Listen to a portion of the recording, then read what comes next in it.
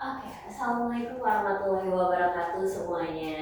Waalaikumsalam. Gimana hari ini? Kalian pulang sekolah pasti capek banget kan? Udah ada jajan? Makan?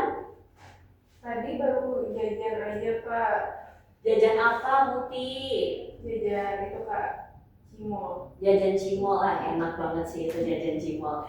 Kayaknya kita butuh yang krenyes-krenyes ya, apalagi sekarang itu kita belajar fisika, yang mana kayaknya gak mood deh aku belajar fisika, kayaknya aku udah pusing deh, sore-sore aku ngantuk deh. Jadi kalau misalnya kalian mau sambil makan, it's okay, tapi jangan mengganggu teman-teman yang lainnya. Apalagi Muti ini kayaknya kelihatannya masih lemes, lesu, wah udah ngantuk banget deh kayaknya ya.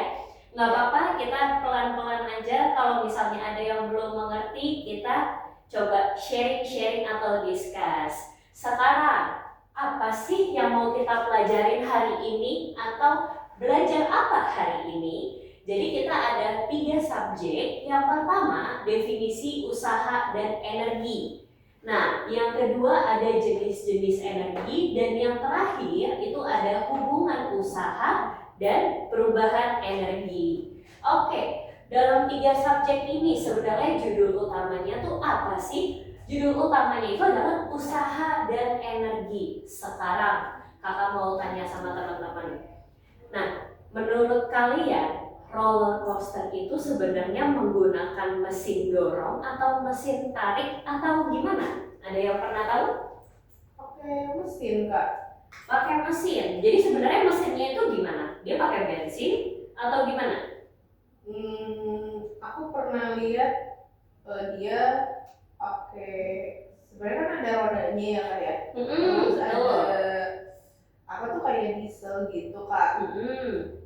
Jadi gerakinnya pakai itu, soalnya suka dengan ada mesinnya gitu. Oke, iya jadi benar, dia itu ada mesinnya tapi bukan didorong. Jadi sistemnya si roller coaster itu ditarik. Jadi di sini andai kata kita gambar-gambar amatir nggak apa-apa ya. Jadi di sini ada naikan. Nah, sudah pasti kan kalau roller coaster itu naik di paling tinggi atau ada gambaran H atau ketinggian maksimal. Nah, di sini itu ada yang namanya energi. Nah, setelah dia naik ke atas, dia akan turun. Nah, kenapa sih kok dia bisa turunnya dengan begitu cepat? Kan kita pernah lihat ya, kalau roller coaster itu adalah roller coaster yang keretanya tuh dia mampu mutarnya begitu cepat. Yang kita nggak tahu ternyata satu faktanya dia itu tidak didorong, dia hanya dihasilkan dari suatu ketinggian atau H maksimal. Nah, sekarang kita masuk ke dalam materi. Kenapa kakak bahas roller coaster di pertama? Karena itu adalah salah satu contoh usaha dan energi. Sekarang kakak mau gambar. Andai kata kita ada mobil. Ada mobil. Loh kak, mobilnya mau buat apa? Di sini kita gambarin kalau dia lagi dorong mobil. Ini kakak coret dia mobil di sini. Terus ini S-nya mengarah ke depan. Nah, sekarang ada orang lagi mendorong tembok.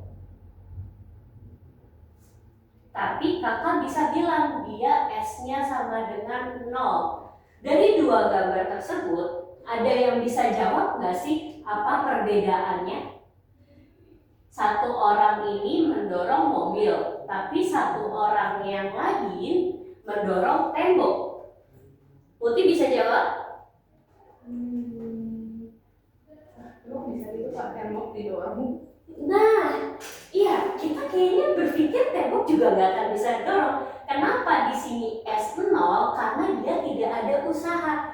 Mau kita dorong tembok sampai keringetan, mau mandi keringetan, mau kayak apa, itu tidak akan bergerak. Maka di sini kakak bilang S sama dengan 0 atau tidak ada perpindahan. Nah, sekarang kita lihat kalau kita dorong mobil, kenapa sih mobil sampai didorong? Oh, mungkin bensinnya habis. Oh, mungkin mobilnya mogok. Nah, tapi seiring waktu berjalan kalau kita mendorong mobil, mobil akan terdorong searah yang kita dorong. Misal, kakak dorong meja segini, sret. Nah, andai kata itu mobil, berarti terdorongnya kemana? Ke arah yang kita dorong atau ke depan kita. Atau kalau misalnya kita menarik, contoh menarik itu kakak punya 3 contoh. Jadi sebenarnya ada usaha yang negatif, positif, dan netral, tidak ada usahanya. Kalau usahanya negatif, usahanya negatif itu apa? Usaha negatif itu kalau kita menarik.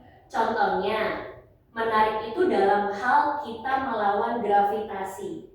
Kayak misal kamu Putih, kamu menarik sebuah gerobak padahal kita mau naik ke puncak. Nah, berarti kan kita harus menarik suatu beban yang berat ya. Nah, sekarang kalau misalnya usaha positif itu apa? Usaha positif itu kita kayak mendorong mobil. Sama aja kayak delman menarik penumpangnya. Kita menarik tuh, tapi kita tidak melawan gravitasi. Karena apa? Bidangnya datar. Jadi perbedaannya di bidangnya. Kalau usaha negatif kita melawan gravitasi, kalau usaha positif itu bidangnya datar. Nah, tadi satu lagi apa sih Kak? Satu lagi itu S sama dengan 0 atau usahanya tidak ada. Nah, kita udah masuk nih ke dalam macam-macam usaha. Jadi sebenarnya pengertian usaha itu apa sih? Usaha itu adalah besarnya gaya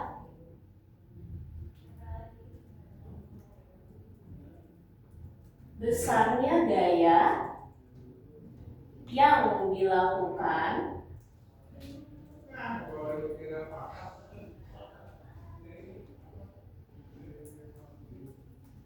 sehingga benda tersebut mengalami perpindahan.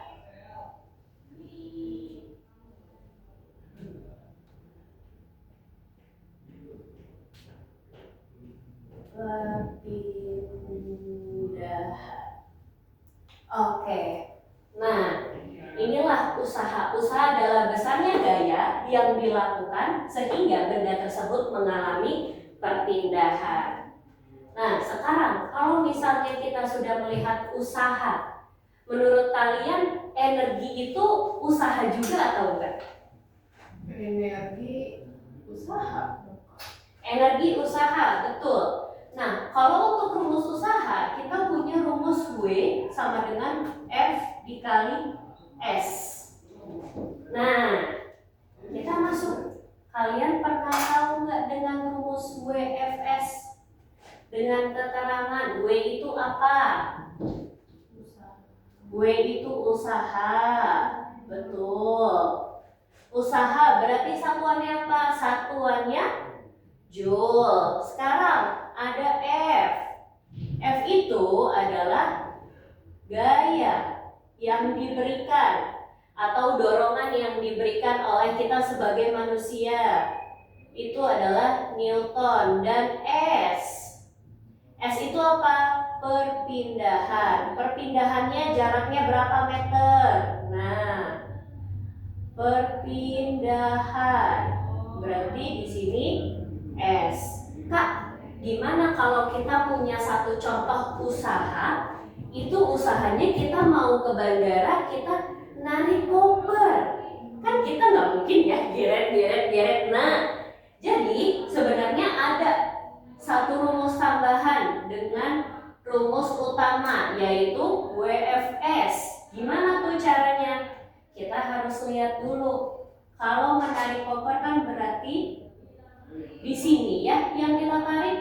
Nih, kita tarik ini adalah F. Nah, sekarang di sini ada patokan. Di sini ada patokan lagi. Apa sih Kak bedanya F atas sama F bawah? Nah, sekarang kakak mau tanya dulu deh. dan usaha positif sudah dicatat belum? Sudah. Oke, kakak izin hapus dulu ya, biar kelihatan. Bentar. Nah, di sini kalian ada yang tahu nggak kalau horizontal atau vertikal itu sebenarnya mana yang X, mana yang Y? X yang ke samping. X yang ke samping. Oke, terus Y yang ke atas. Y yang ke atas. Oke, jadi sebenarnya mana yang benar mana yang salah ya? F dan Y yang ke samping. Jadi yang benar itu adalah Y yang di samping dan X yang di atas. Nah, kalau sudah kita melihat kenapa sih Kak yang dihitung tuh sebenarnya hanya ini aja. Karena kalau misalnya kita berpikir nih, kita mendorong koper tuh kan nggak mungkin ya ke atas perpindahannya. Pasti perpindahannya secara mendatar. Nah, berarti yang dihitung hanya FY-nya aja. Nah, jadi kalau misalnya kita menggunakan rumus, di sini tuh ada keterangan FY.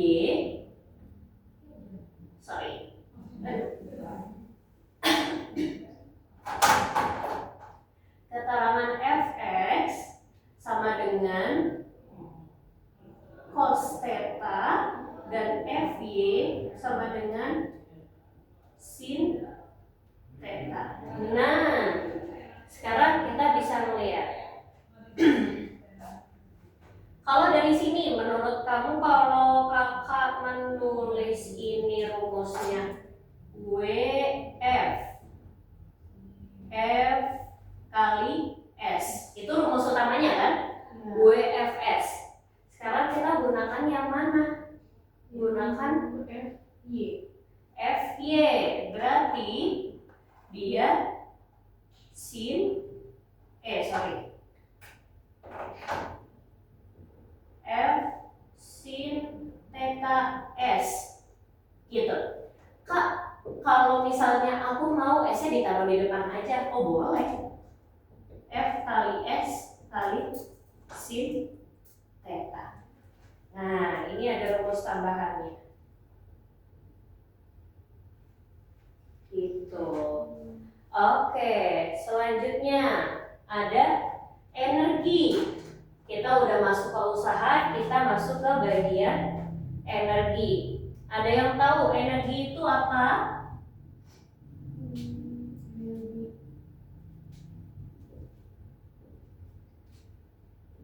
Energi itu adalah kemampuan melakukan usaha. Kemampuan melakukan usaha. Nah, jadi sebenarnya kita tuh kalau misalnya mau makan, kita pasti butuh energi. Kita mau melakukan sesuatu, kita pasti harus makan dulu nih, kita ngumpulin energi. Atau receh-recehnya, kita mau menghadapi orang penting nih, oh kita butuh energi. Biasanya energi kita apa? Oh kita suka minum kopi. Oh ya udah, itulah kumpulan energi kita. Tapi di sini ada jenis-jenis energi. Energi yang pertama itu ada yang namanya energi kinetik. Energi kinetik ini bisa kakak sebut sebagai energi gerak. Nah, energi gerak itu maksudnya gimana sih Kak? Energi gerak itu kalau misalnya kalian tadi masih ingat mengenai roller coaster. Jadi ada 3 macam. Ada energi kinetik, ada energi potensial, sama ada energi mekanik.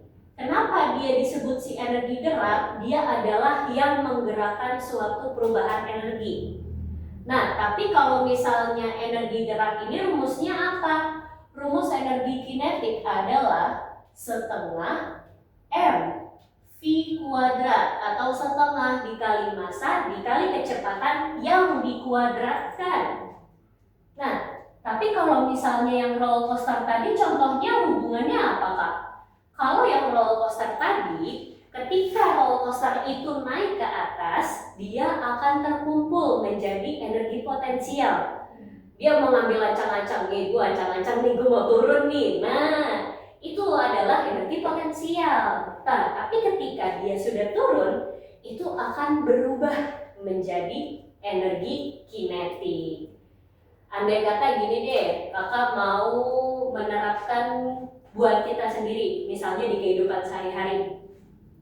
Misal, Muti punya uang 200.000 di ATM. Oke, 200.000 di ATM itu adalah energi potensial. Nah, kita mau ke ATM, kita udah ancang-ancang nih buat megang duit, ya kan? Megang cash lah istilahnya. Udah kita ambil dari ATM, tapi dia berubahnya cuma ditaruh di dompet. Nah, itu udah menjadi energi kinetik. Nominalnya nggak berubah, tapi dia cuma berpindah tempat. Salah satu berpindah tempat itu adalah perubahan energi dari potensial menjadi kinetik. Nah, itu adalah salah satu contohnya. Yang kedua, itu ada energi potensial yang tadi. Nah, energi potensial itu apa? Si energi diam atau energi ancang-ancang. Energi potensial. Ini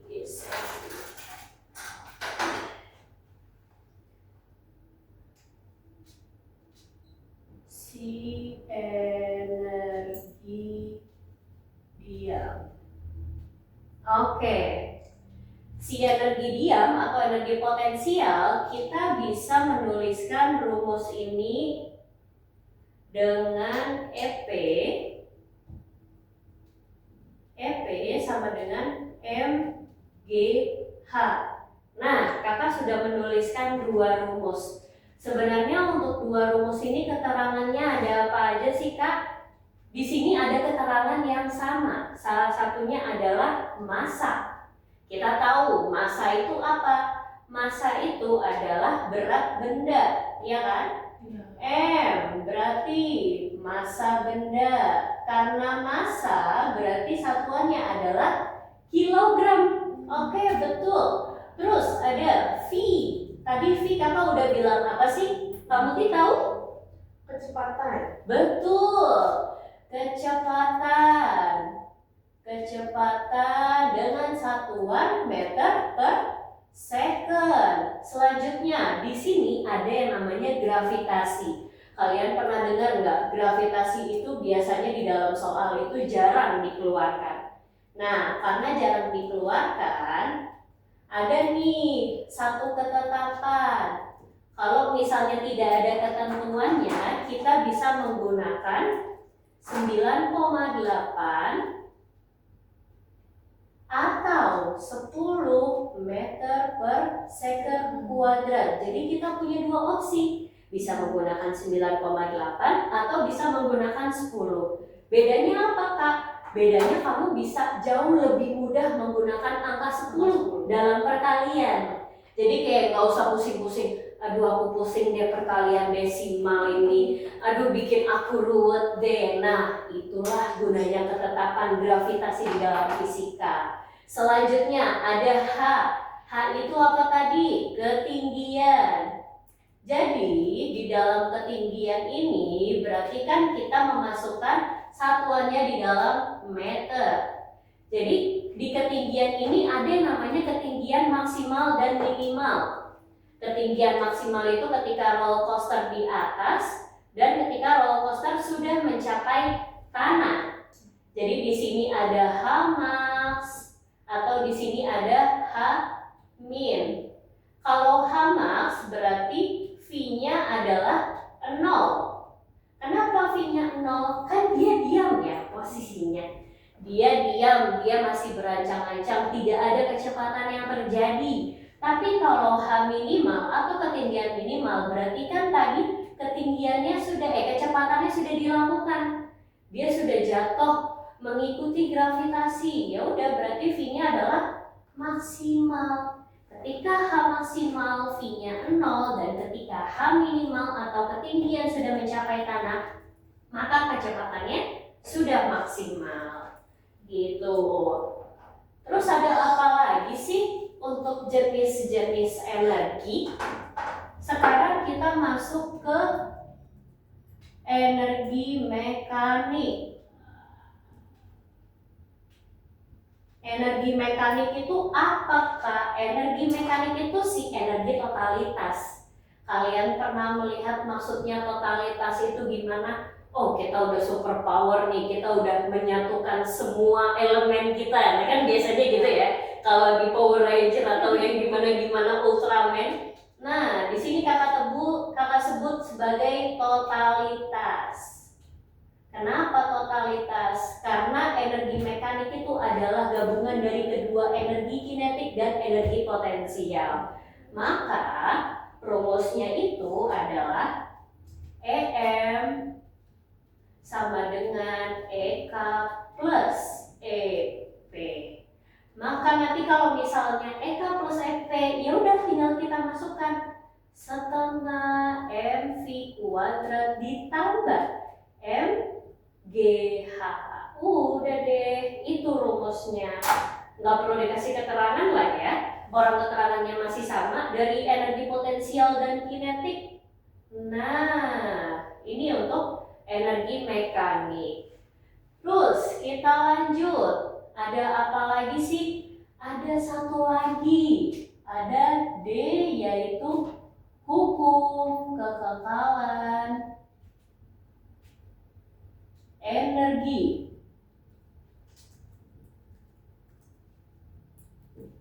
Wah, hukum kekekalan energi itu maksudnya apa? Maksudnya hukum itu tuh nggak pernah loh, kita nggak bisa menciptakan atau kita menghapus si energi itu, nggak bisa. Bisanya apa? Energi cuma bisa berubah. Sama halnya kayak tadi kakak sudah pernah bilang, kayak kita ngambil uang di dompet yang tadinya di ATM cuma berpindah ke dompet. Nah, itu adalah salah satu contoh perubahan energi.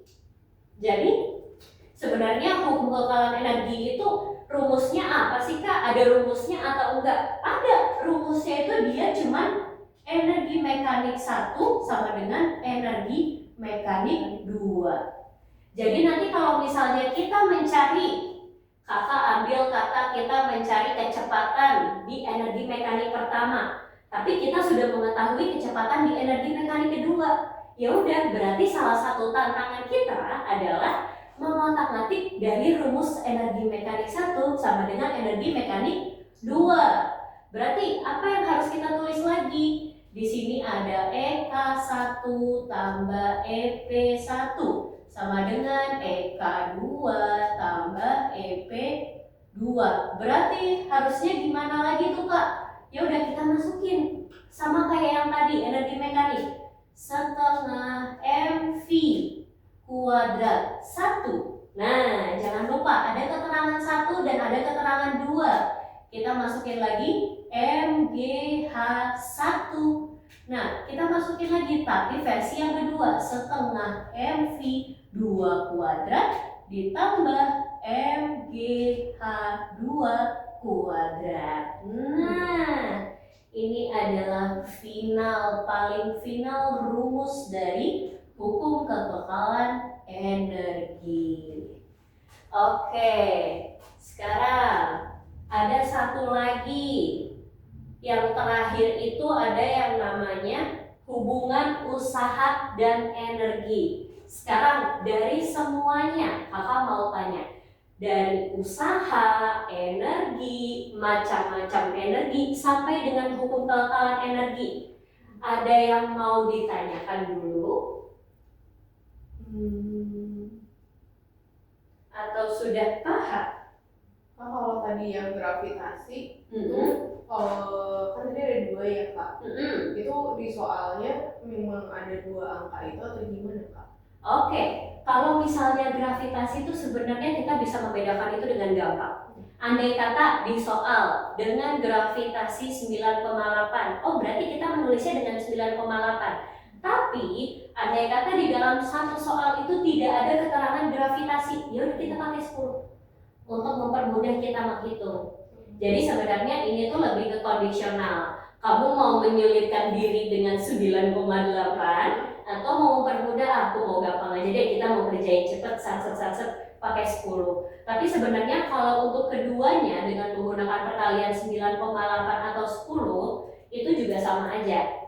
Tidak ada perbedaan yang terlalu spesifik karena kan mungkin kan angkanya berbeda ya, perkalian 9,8 dan 10, tapi itu adalah hal yang valid karena memang sudah ketetapan gravitasi. Seperti itu. Ada lagi?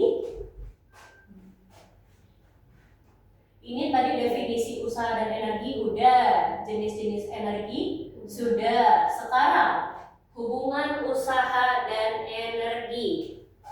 Nah, hubungan usaha dan energi itu maksudnya apa sih, Kak?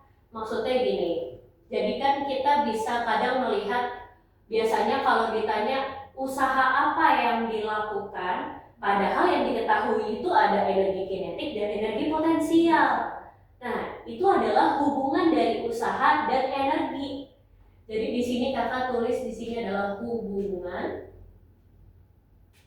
usaha dan energi. Hubungan usaha dan energi itu sebenarnya ada dua. Balik lagi, dia ada hubungan usaha dengan energi kinetik dan hubungan usaha dengan energi potensial. Jadi untuk perumusan dari si hubungan usaha dengan energi kinetik, kita ambil kata di sini adalah A, W dengan EP. Nah, kita ambil gini aja ya, usaha dengan energi kinetik hubungan usaha dengan energi kinetik. Oke, dengan usaha dan energi kinetik berarti di sini usaha adalah perubahan energi kinetik. Maksudnya perubahan energi kinetik itu gimana? Pengurangan dari energi kinetik yang kedua dikurang dengan energi kinetik yang pertama. Maksudnya gimana sih, Kak? Kok pusing banget? Oh iya, tapi sebenarnya tidak sesulit itu. Kita bisa nulis nih, kita coba dulu setengah mv kuadrat. Oke, berarti ada EK2 dikurang EK1, gitu kan? Nah, sekarang setengah MV kuadrat 2 dikurang setengah MV kuadrat 1. Oh, berarti ini sama halnya kayak hukum kekekalan energi dong? Enggak juga, karena hukum kekekalan energi adalah gabungan dari energi kinetik dan energi mekanik. Energi kinetik dan energi potensial. Tapi justru ini kita fokus satu per satu. Energi kinetik, energi potensial dengan energi potensial. Berarti sekarang kan kayak gini kita bisa mengeluarkan. Kenapa sih harus dikeluarkan? Karena sama, kita lihat setengah dan masanya sama. Yang berbeda itu hanya V2 dan V1. Berarti kita bisa keluarkan setengah M. Berarti di sini adalah V2 kuadrat dikurang V1 kuadrat. Tapi kalau misalnya ditanya, Kak, kok bisa sih ini keluar sedangkan yang di atasnya nggak keluar? Gimana caranya kalau kita bisa balik lagi? Sekarang ini nggak akan masuk ke rumus, tapi kita coba otak-atik soalnya. Setengah dikali M dikali V kuadrat akan menjadi setengah M V kuadrat. Dikurang setengah M dikali V1 kuadrat akan menjadi setengah M V1 kuadrat. Ini akan sama dengan yang sebelumnya. Jadi rumusnya akan saling berkaitan karena kita hanya mengeluarkan unsur yang sama aja. Setengah dan M itu adalah hal yang bisa kita samakan. Kok bisa sama? Ya karena masanya nggak mungkin beda-beda. Kan dia hanya perubahan energi kinetiknya saja. Nah, itulah yang terjadi. Sama halnya kayak energi potensial. Di sini ada usaha dengan energi potensial. Oke, dengan energi potensial kita lihat rumusnya balik lagi. Di sini ada MGH. Berarti W sama dengan delta EP. Nah, karena delta EP berarti di sini sama dengan M kali G kali H yang kedua dikurang M G H 1. Nah, karena sudah terlihat M dan G-nya sudah pasti sama. Gravitasi nggak mungkin berbeda dong. Masanya juga udah sama karena bendanya masih sama. M dan G kita keluarkan berarti H2 dikurang H1. Nah, udah tuh. Kalau misalnya sudah, berarti ini sudah menjadi rumus finalnya hubungan antara usaha dengan energi mekanik, energi kinetik, dan hubungan usaha dengan energi potensial. Oke. Ya, sekarang kita coba latihan soal. Kakak udah kirim contoh soal yang akan kita bahas. Ada yang mau bantu kakak untuk bacain soalnya?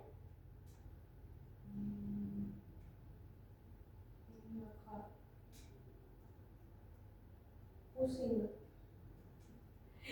Oke, sebentar. Nih kakak kirim dulu.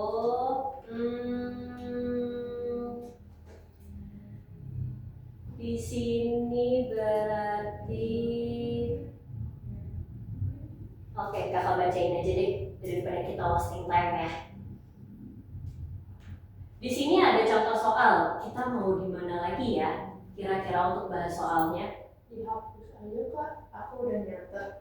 Oke, kakak hapus di bagian usaha ya, Iya. biar kita lebih gampang.